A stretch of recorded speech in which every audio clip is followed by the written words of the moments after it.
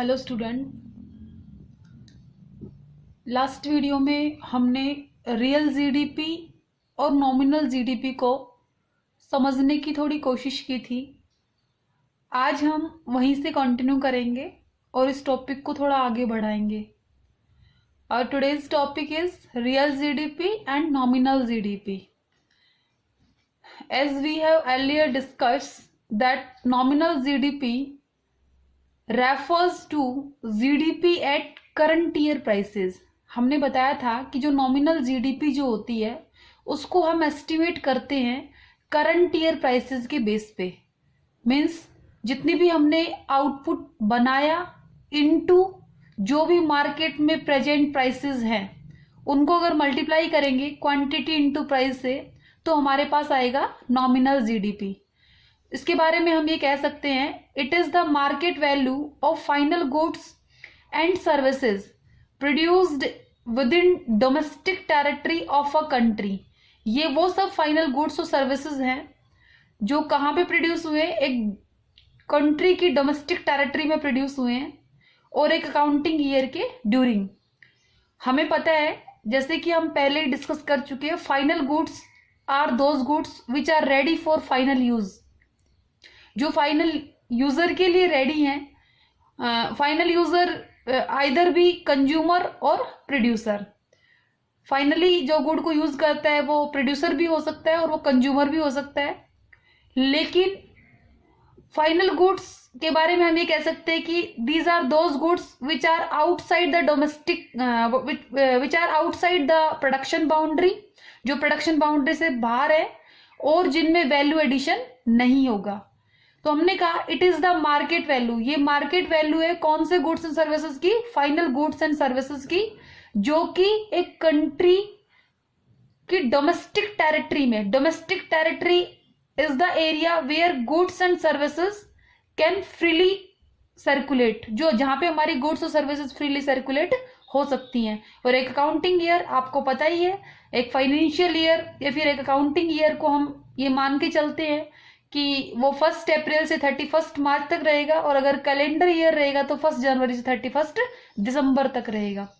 तो conclusion base पे हम ये कह सकते हैं it refers to GDP at current year prices. जो जीडीपी करंट ईयर प्राइस पे एस्टिमेट होती है that is nominal GDP.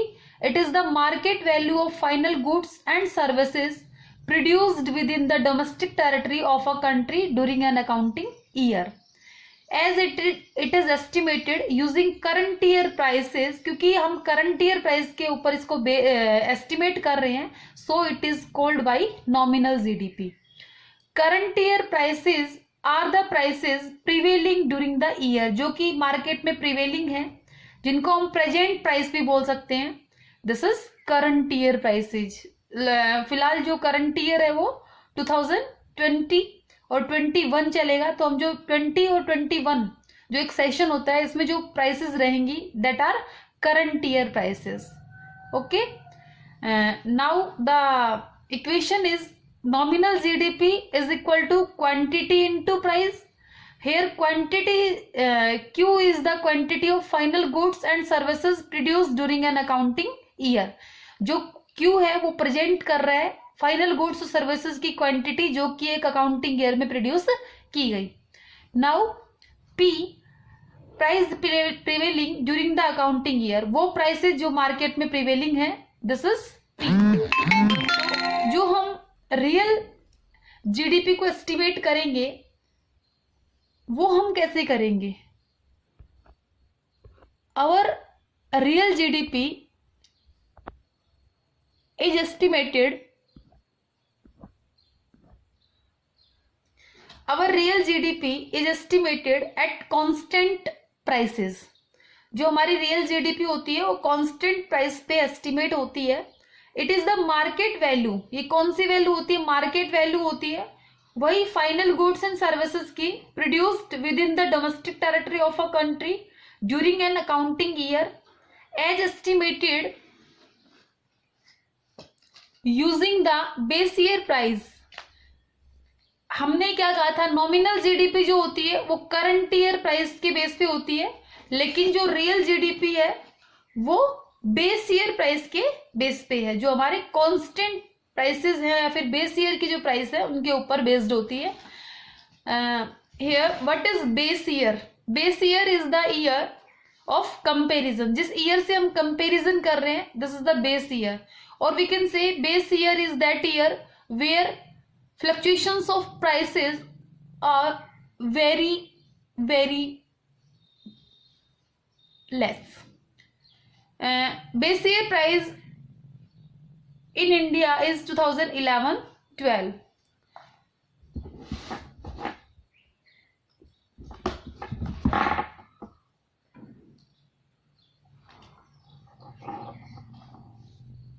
If I'm talking about what is base year,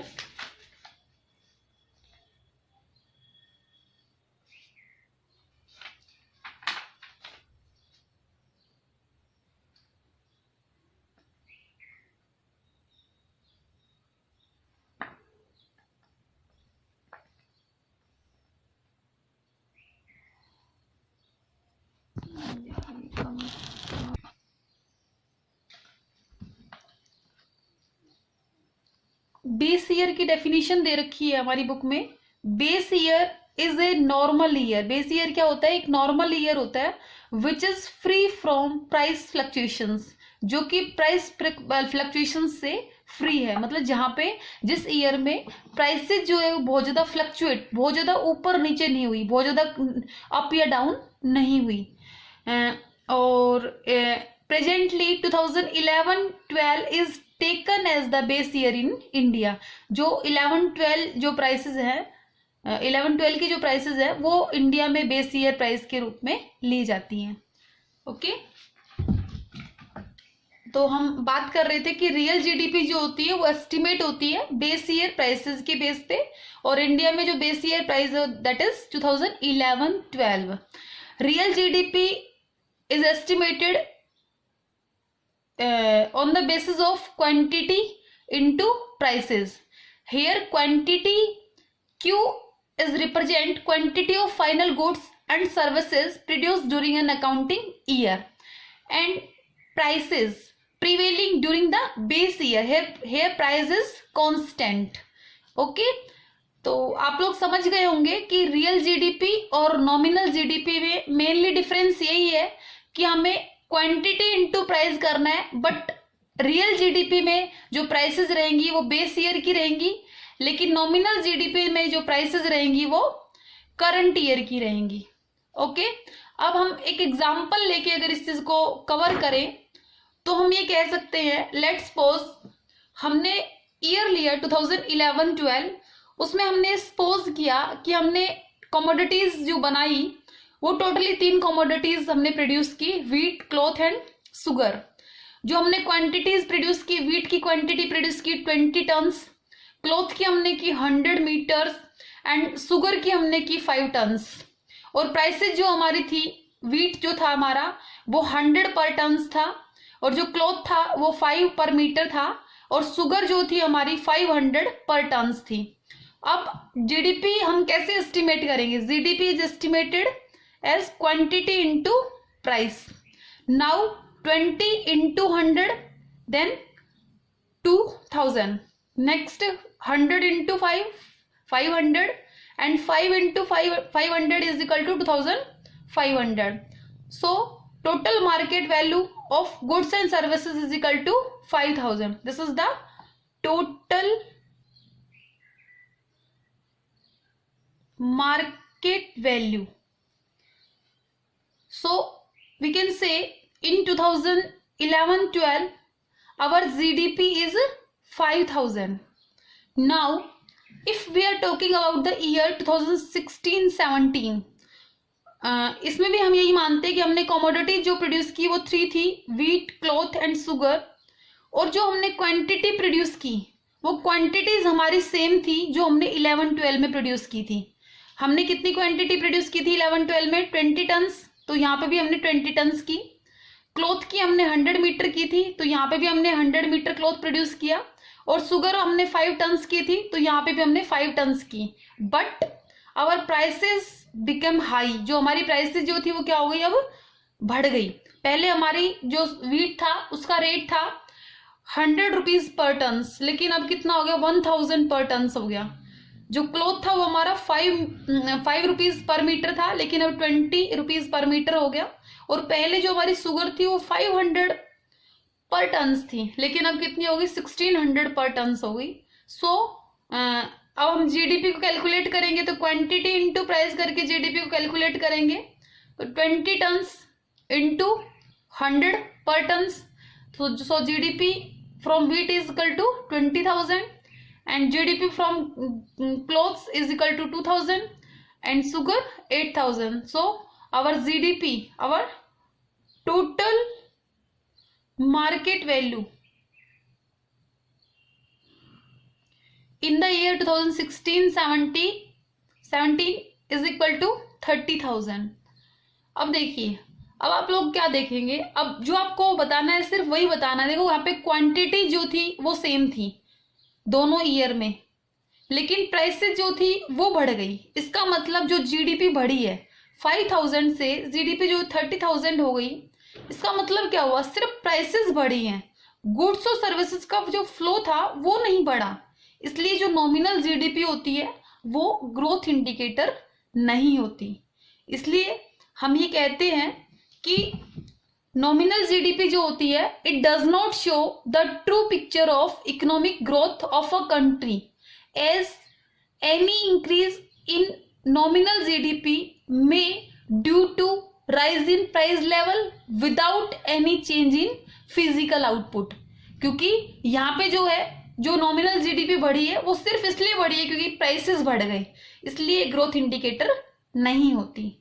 now we will take a numerical example of real GDP so we can easily understand the difference between nominal GDP and real GDP.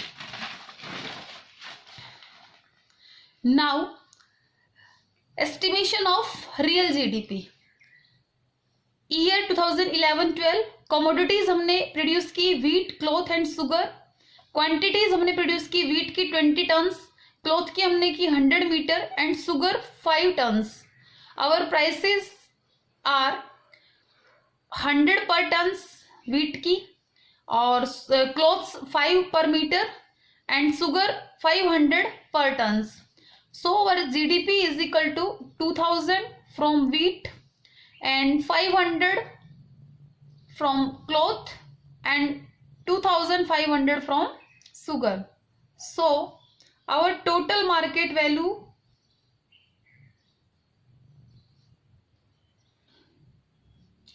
of final goods and services is equal to 5000. Next 2016-17 हमने produce किया wheat, cloth and sugar. अब देखो quantity देखो, पहले quantity कितनी produce की थी हमने 2011-12 में 20 tons, 100 metre and 5 tons. But 2016-17 में हमने वीट की जो क्वांटिटी प्रोड्यूस की वो 20 से बढ़ा के कितनी की 30 टन्स की। आफ्टर दैट क्लोथ की हमने प्रोड्यूस की थी 100 मीटर क्लोथ प्रोड्यूस किया था, लेकिन अब हम करेंगे 2016-17 में 200 मीटर क्लोथ। नेक्स्ट शुगर जो हमने प्रोड्यूस किया था 5 टन्स किया था, लेकिन 2016-17 में 10 टन्स किया। इसका मतलब हमारी क्वांटिटी क्या हो गई, इंक्रीज हो गई। मतलब गुड्स और सर्विसेज का जो फ्लो था वो कंपेरेटिवली 2011-12 से बढ़ गया। Now prices are same. Prices in 2011-12 कितनी थी, वीट की प्राइसेस थी 100 पर टन्स और अभी भी कितनी है 100 पर टन्स। क्लोथ्स जो है वो भी हमने क्या लिया 5 पर मीटर और शुगर जो है वो 500 पर मीटर पर टन्स। इसका मतलब क्या हुआ, हमारी जो प्राइसेस हैं वो हमने 2011-12 की ही ली हैं और क्वांटिटी जो है वो हमने बढ़ा दी। अब देखो हमारी जीडीपी कितनी आएगी, GDP from wheat is equal to 3000 and from cloth is equal to 1000 and from sugar is equal to 5000। Now our total market value of goods and services, total market value of goods and services is equal to 9000। अब जो GDP बढ़ी है वो GDP जो growth indicator है। क्यों है growth indicator? क्योंकि देखो पहले गुड्स और सर्विसेज की जो अवेलेबिलिटी थी कंपेरेटिवली 2016-17 से कम थी। अब प्राइसेस तो सेम है लेकिन गुड्स और सर्विसेज की क्वांटिटी क्या हुई है? इंक्रीज हुई है। इसलिए हम क्या कहेंगे, क्योंकि पर पर्सन गुड्स की अवेलेबिलिटी बढ़ी है तो इसका मतलब लोगों का लिविंग स्टैंडर्ड अप होगा। So real GDP is the true picture of growth. next thing is we can say that GDP at current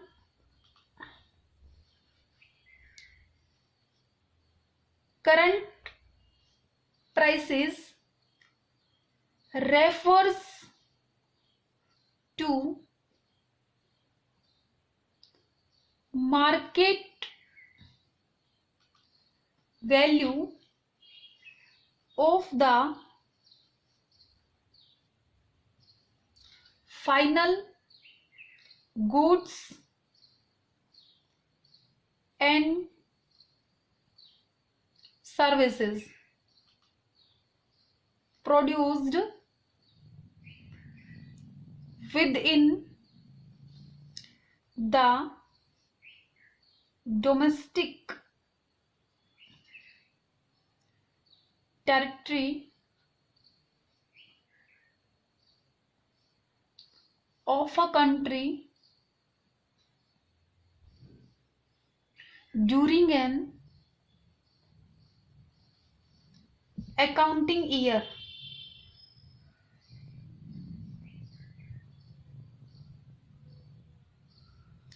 as estimated using the current year price. It may increase without any increase in the quantum of output in the economy, and GDP at base year. GDP at base year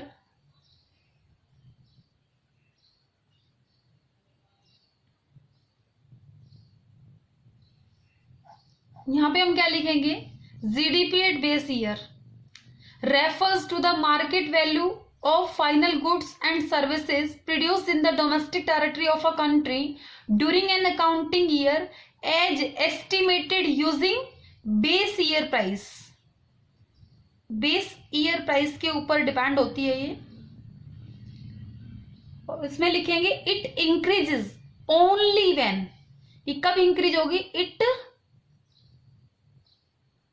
increases only when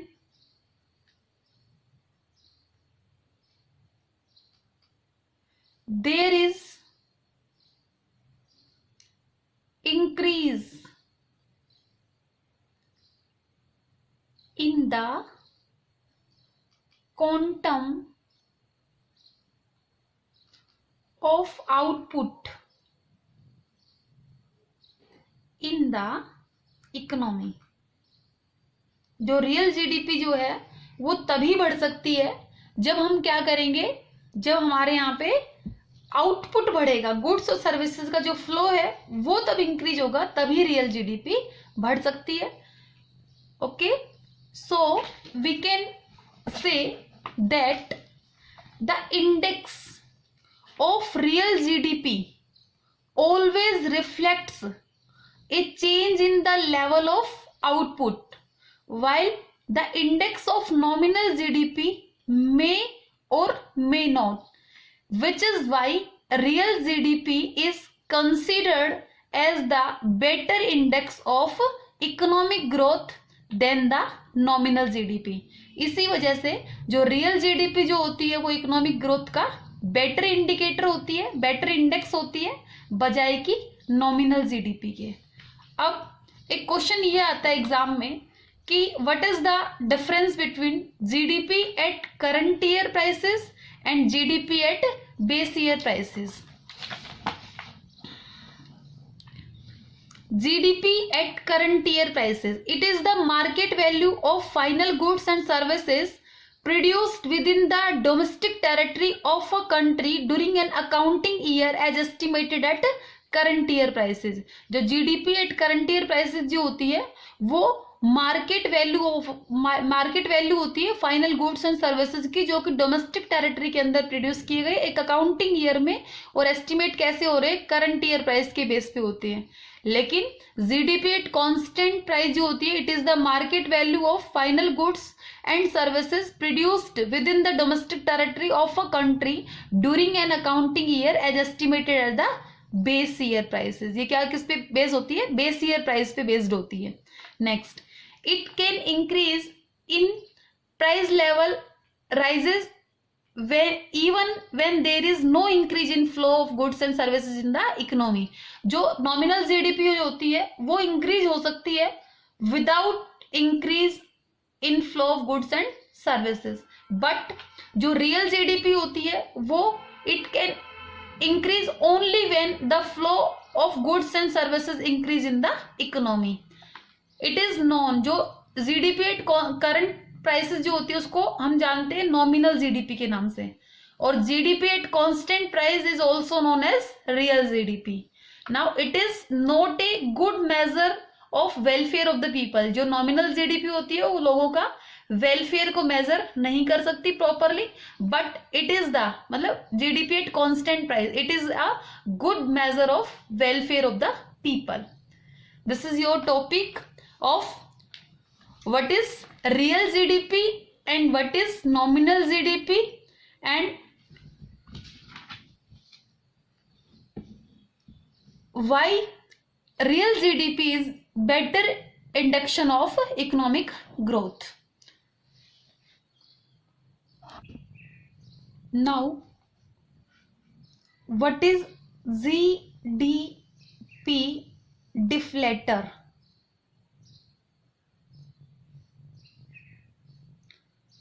ये बहुत use होता है, बहुत सारे competitive test में भी ये term बहुत यूज होती है, और we can say price index. GDP deflator it refers to the ratio between GDP at current prices and GDP at constant prices. जो जीडीपी करंट ईयर की है और जो जीडीपी बेस ईयर की है उनका जो रेशियो होता है this is GDP deflator. It is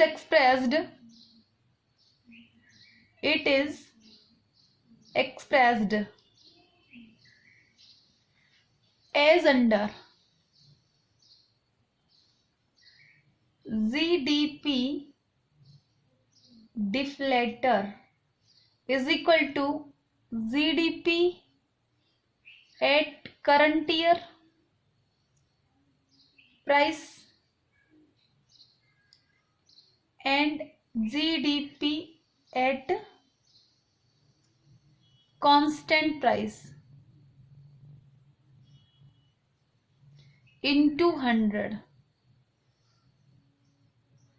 इस तरीके से हम जीडीपी डिफ्लेटर को कैलकुलेट करते हैं. जीडीपी डिफ्लेटर हमें ये बताती है कि जो हमारी करंट ईयर प्राइसेस जो हैं वो कितनी इंक्रीज हो गई कांस्टेंट प्राइस के कंपैरिजन में, मतलब बेस ईयर जो था उस ईयर के अकॉर्डिंग हमारी जीडीपी कितनी है और करंट ईयर के अकॉर्डिंग हमारी जीडीपी कितनी है। अगर हम इन दोनों का रेशियो निकालेंगे तो हमारे पास आएगा जीडीपी डिफ्लेटर, जो हमें बताएगा कि इन्फ्लेशन कितना आया। इस सब को हम एक एग्जाम्पल के थ्रू समझते हैं। हमने ये कहा कि जो हमारी रियल जीडीपी है वो है 600 और जो नॉमिनल जीडीपी है इज इक्वल टू 660। हमें फाइंड करना है जीडीपी डिफ्लेटर, तो हम क्या करेंगे, जीडीपी डिफ्लेटर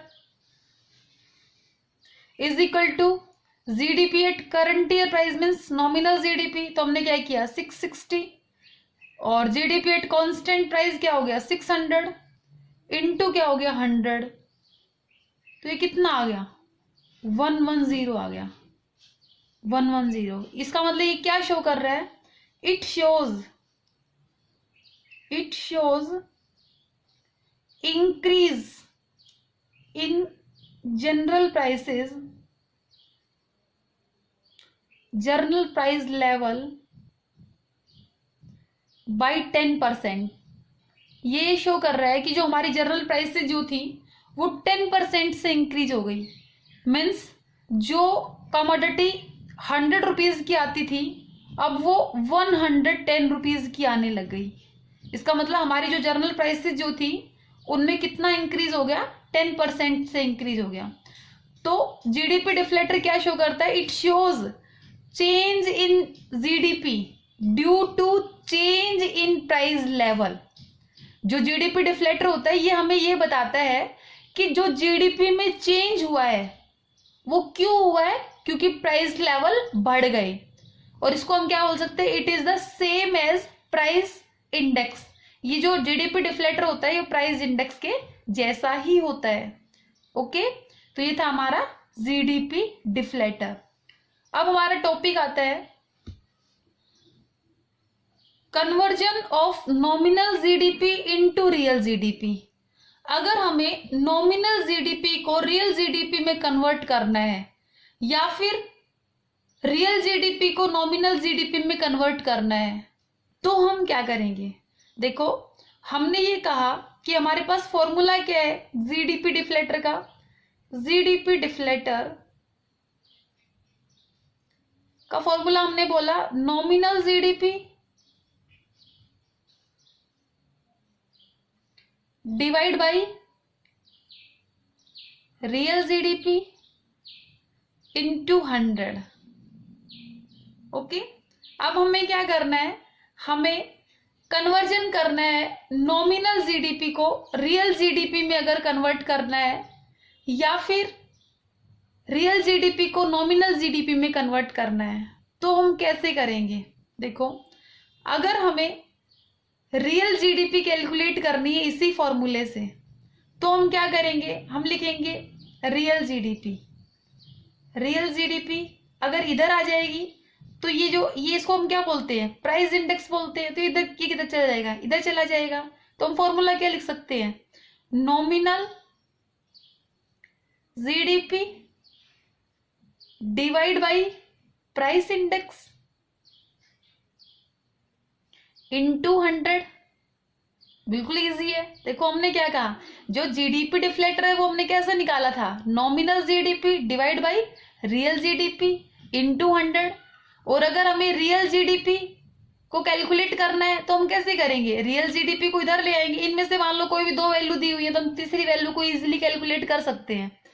अगर हमें रियल जीडीपी को कैलकुलेट करना है तो हम क्या करेंगे, रियल जीडीपी इधर आ जाएगी और ये जो है इधर चली जाएगी, इधर आ जाएगी। तो इसको हम क्या बोलते हैं, प्राइस इंडेक्स बोलते हैं। तो हमने क्या किया, real GDP is equal to nominal GDP divide by price index into 100। एक तो ये फॉर्मूला बन जाता है, इसी फॉर्मूले से ये फॉर्मूला ड्राइव हुआ है। और एक फॉर्मूला ये हो सकता है, अगर हमें नॉमिनल जीडीपी निकालनी है तो क्या लिखेंगे, nominal GDP is equal to, अब क्या हो जाएगा, क्या करेंगे, देखो ये क्या हो गया हमारा, प्राइस इंडेक्स हो गया। तो हमने नॉमिनल जीडीपी को क्या कर लिया, इधर ही रख लिया। तो हमने क्या कहा, हम कह सकते हैं कि नॉमिनल जीडीपी इधर आ गई तो ये क्या आएगी, इसकी मल्टीप्लाई में आएगी। तो हमने क्या कहा, प्राइस इंडेक्स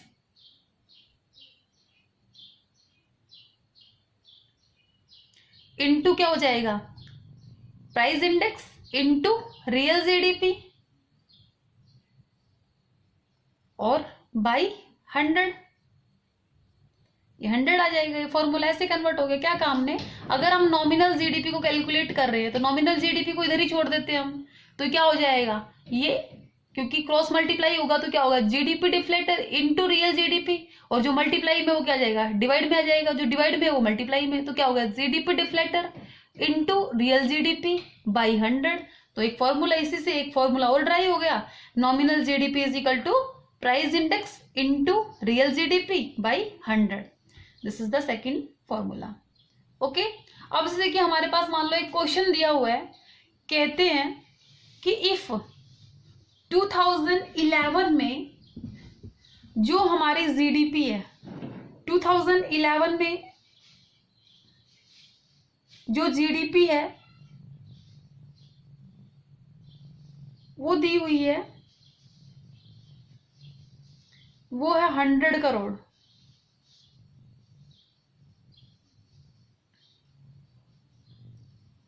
और 2017 में it is estimated 200 crore. If price index rises from, price index जो है वो 100 से राइज हो गया, कितना हो गया, 400 हो गया, with the same period, then GDP and at current prices is converted into real GDP। अब देखो क्वेश्चन क्या है, इस क्वेश्चन को हम समराइज करते हैं। हमने ये कहा कि ईयर है 2017, जो जीडीपी एट करंट प्राइस है वो कितना है, 200। जो हमारा प्राइस इंडेक्स है, इंडेक्स जो है वो हमारा प्राइस इंडेक्स जो है दैट इज 400। नाउ क्या कैलकुलेट करना है हमें, GDP at constant price calculate करना है। तो हम फॉर्मूला क्या लिखेंगे, जीडीपी एट कांस्टेंट प्राइस अगर हमें कैलकुलेट करना है तो हम कैसे करेंगे, देखो GDP at constant price, this is current price,